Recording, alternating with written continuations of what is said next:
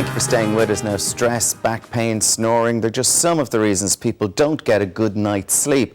So what can you do to increase your chances of waking up feeling bright and breezy?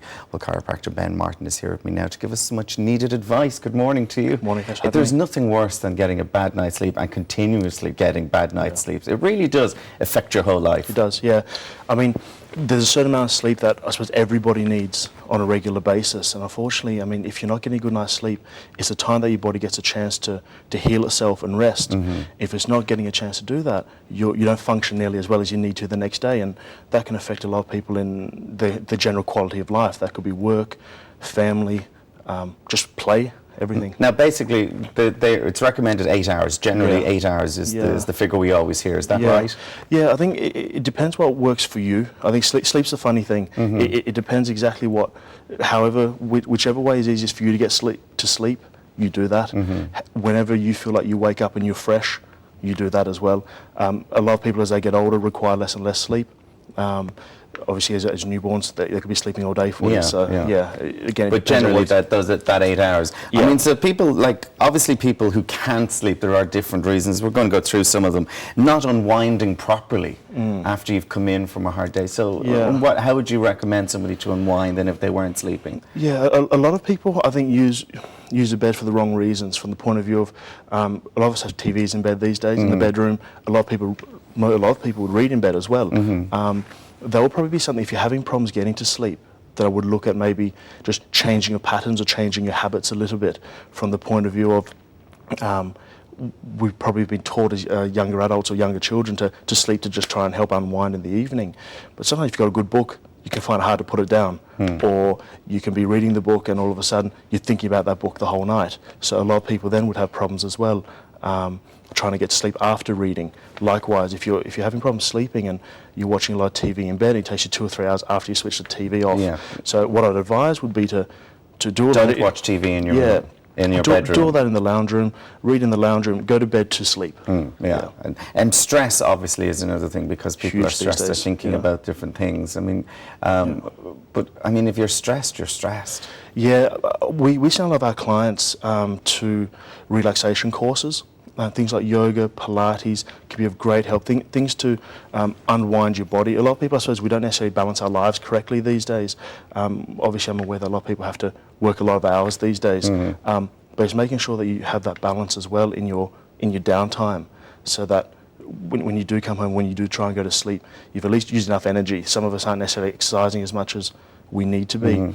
So maybe we've got to build up energy come the end of the day. So you said, like, exercise is a good thing for you too. If you went to the gym even early evening, get it all out of your system and then sleep out. Great thing straight after work. Come home, get the dog, husband, wife, kids, whoever it might be. Go for a half-hour walk. Exactly. Just switch off. Great time to spend with the family as well. But more importantly, just it gives you that time to unwind when you get home from work. Now, a lot of people, and where you come in your practice as well, a lot of people would be suffering pain, and because of that, in different aspects of it, because of that, then they can't sleep properly. Yeah, very, very common, and we have a lot of clients with all types of different conditions, whether it be just back pain, neck pain, headaches. From all these different reasons, they don't get the sleep they need. That could be being sort of hard to get comfortable in the evenings, trying to get to sleep. It can wake you up early in the mornings with pain. So again, that's something, obviously, as a chiropractor, I'd advise everybody to get their spine checked, get their joints realigned, get rid of the pressure on the nerves, so at least they're feeling comfortable. And where the beds come in then is to help support and reduce any extra stress on your body while you're sleeping. And we're giving away some beds to our viewers this week. Things, What like, would you recommend, what kind of a mattress then? Because I mean, a lot of us have mattresses that probably just aren't suited for us. Well, how do we know? It's a funny thing, because you need to lie on the mattress and you need to test it. Unfortunately, the problem is when you're in the shop, you give it 20 seconds and you worry about everybody. And you think, oh, that's great, that feels perfect. 20 people in the shop are watching you and you want to get up as quickly as possible. The memory foam mattresses are by far the best on the market. And the major reason why is, as big people like us, it's comfortable for us, but then if you have somebody smaller next to you as well, it's still comfortable for them. So what's in it then that supports you? Is it that gives you the... It's the density in the foam will actually give you the support that you need. But also, very often there's a softer foam mattress or layering on top, and that gives you that extra comfort then that helps you with the sleep. Okay. Now, when people sleep, what's called the REM sleep, rapid eye movement, part of your sleep, and that's when you're in your deep sleep and you're getting, and you need to get to that stage, You do. or your night is ruined, basically. Yeah, it works around brain activity. And what happens, you have this delta phase, which is basically a deep sleep phase, and it's your deep relaxation and healing phase that your body goes through.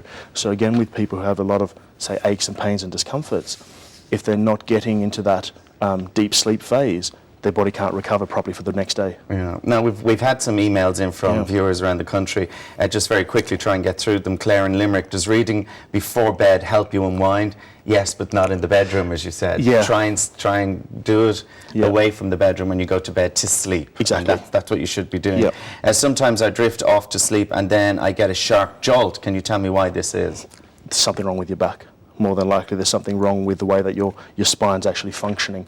So in that case, especially you might have a great mattress already and you're still waking up with the jolts or pains, more than likely you actually need to have something in your spine corrected. Right, I have a bad back pain. Would this be the reason I have problems sleeping? Yeah, definitely. Yes, definitely. Yeah. Like probably, yeah. So go and get it checked out. What's the thing you have here with you? I'm an activator practitioner as a chiropractor. I use this instrument called an activator.